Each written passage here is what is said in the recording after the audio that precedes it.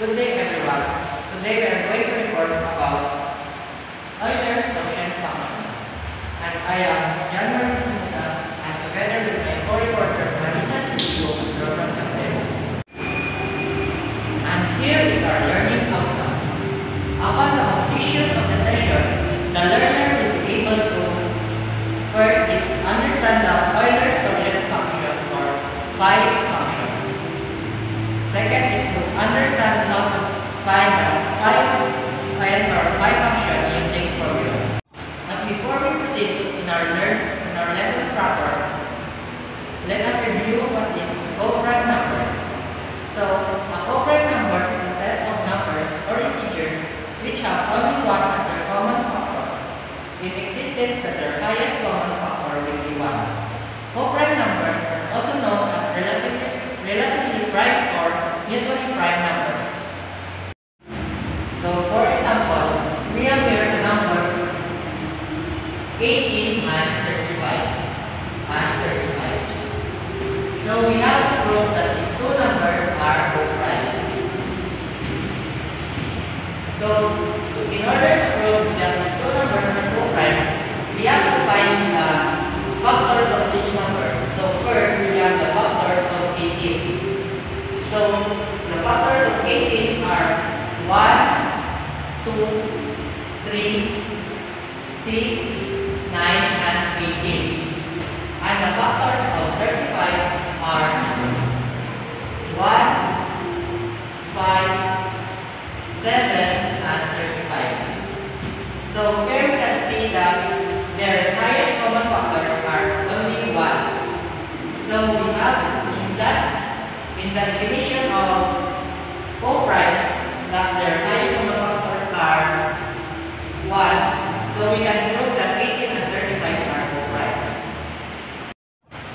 So now that you understand the co-primes, here we represent the Euler's quotient function. So Euler's quotient function, or also known as phi function or phi of n, counts the number of integers between 1 and n inclusive, which are co-prime of n. So, two numbers are co-prime if the greatest common divisor equals 1, and 1 is considered to be co-prime of any number. And here is Euler's quotient function formula. So, in phi of n, if the criteria of n is n is prime, we have to use the formula phi of n equal n minus 1. And in criteria of n, if n is p times q, and p and q are prime number, we have to use the formula phi of n equal to p minus 1 times q minus 1. And the last formula is if n is equal to a or b is composite, both a and b are composite. So we have to use the formula phi of n is equal to n times 1 minus 1 over p sub 1 quantity times 1 minus 1 over p sub 2 and so on, where p sub 1 and p sub 2 and so on are distinct primes. Sample number 1. Sample number 1.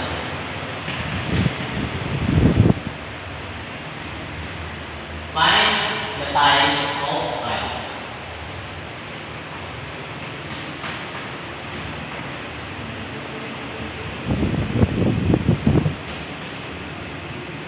So,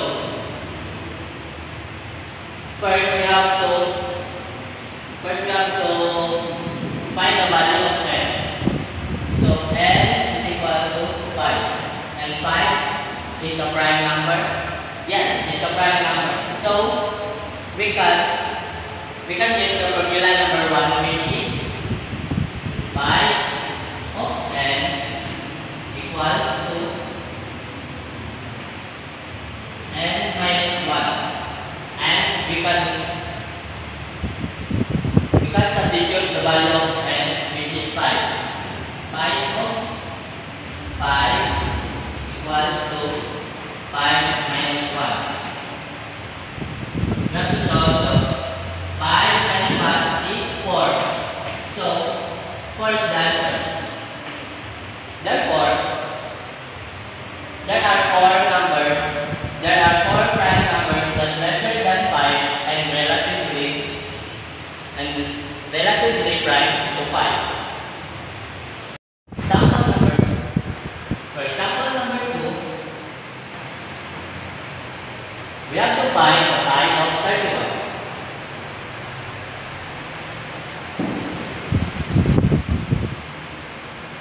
Pi of 31. Then we have to find the value of n, which is 31. Is 31 is a prime number? Yes, it's a prime number. So we can use the formula number 1, which is pi of n equals to n minus 1. Right. We have to substitute the value of n, which is 31. Pi of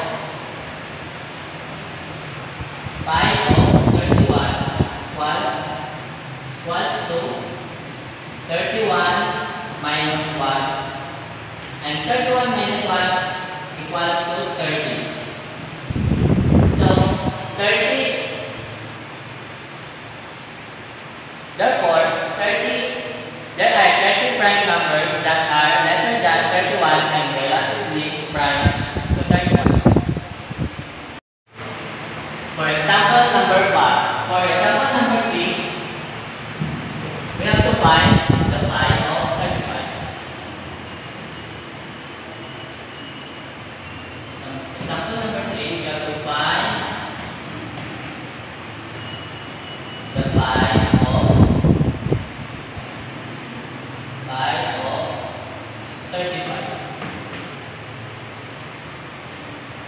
And we have to find the n, which is n equals to 35. Is 35 is a prime number? No. It's a product of two prime numbers, which is 5 and 7. So we can use the formula number 1. We have to use the formula number 2, which is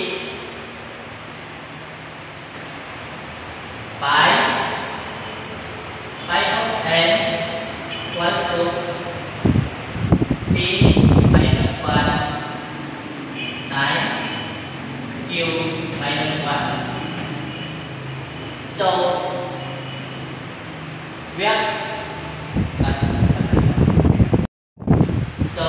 let p equal to 5 and q equal to 7. So we can substitute the formula number 2 to this. Pi of 35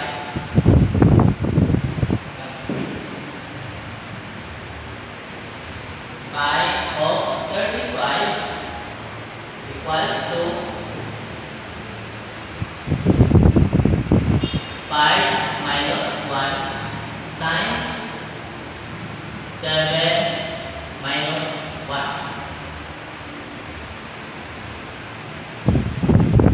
Pi of 35, 5 minus 1 is 4 times 7 minus 1 is 6.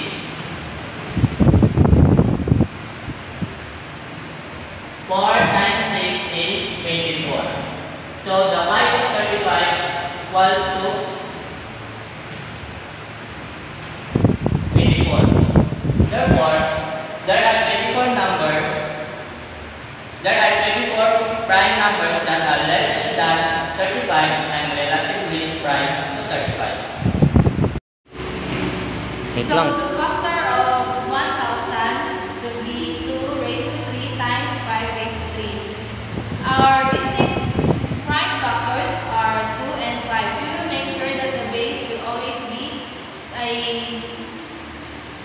be a prime number. So using the formula 5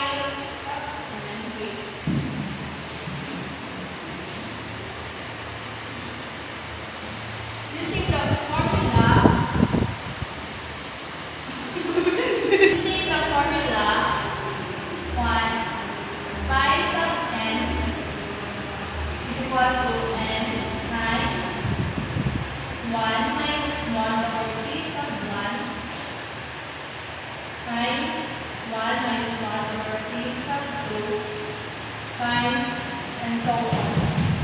Okay. So we're going to find the times of 1,000.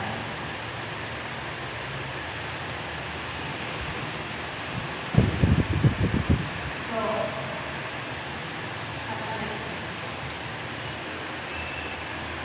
the factor of 1,000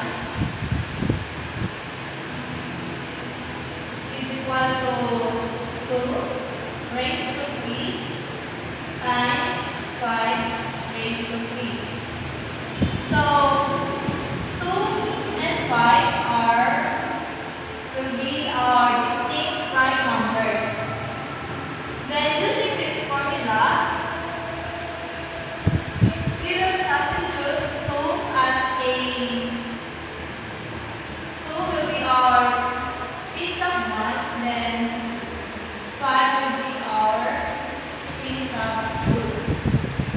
Always remember that our base will always be a prime number. Then we will substitute it to our formula. It will be 5 sub 1,000 is equal to 1,000 times 1 minus 1 over our p sub 1, which is 2.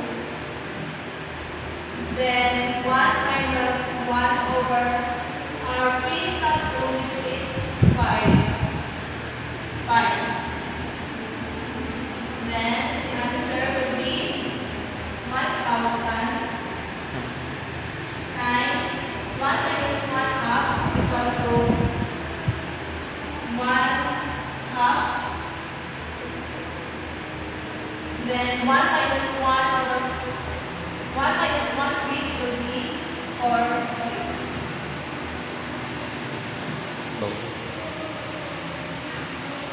Then, so the answer will be 400.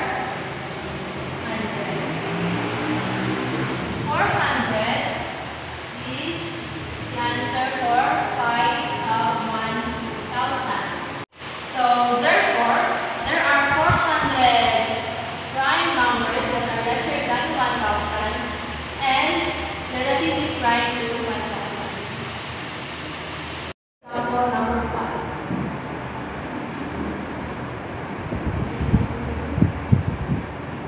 We're going to find the pi of 7,000. 7,000.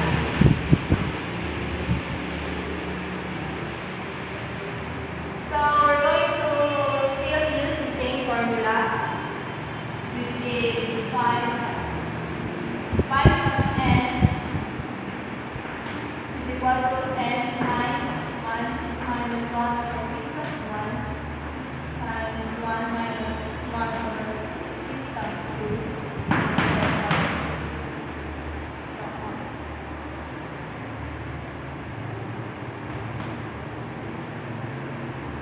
Then we're going to find the factor of 7,000, which is 2 raised to 3 times 5 raised to 3, then 7 raised to 1. So as you can see, 2, 5, and 7 are both prime numbers. So p sub 1 is equal to 2, p sub 2 is equal to 5, then p sub 3 is equal to 7.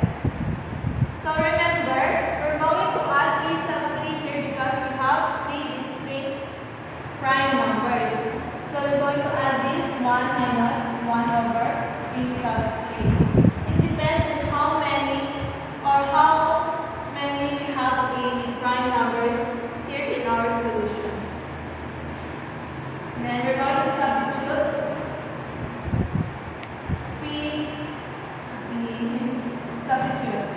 n will be 7,000 times 1 minus 1 over p sub 1, which is 2, times 1 minus 1 over p sub 2,